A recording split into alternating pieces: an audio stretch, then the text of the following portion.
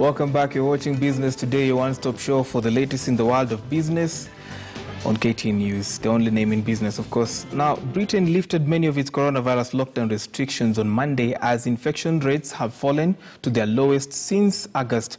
But as Henry Ridgewell reports from London, there are growing concerns over the spread of new mutations of the virus. Take a look.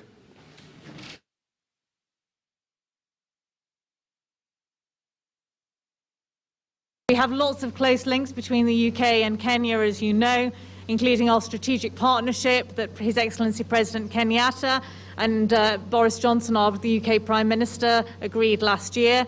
And one of the key aspects of that was about trade. And so the Governor and I have been talking about how we can enhance trade between our counties, between our countries, and encourage and overcome some of the challenges that have brought to us by COVID. Our cargo to the United Kingdom went through the belly route, and in airline language what we mean is the passenger aircraft has cargo.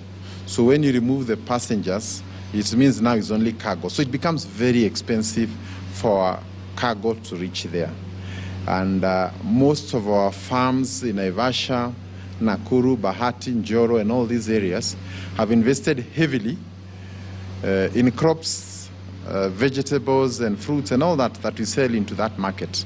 So since the travel restrictions, sending our goods is much more expensive, which means it's going to get less competitive, and overall is going to lead to a reduction in demand, and therefore our farms will also have reduced work, and therefore workers will finally be laid off.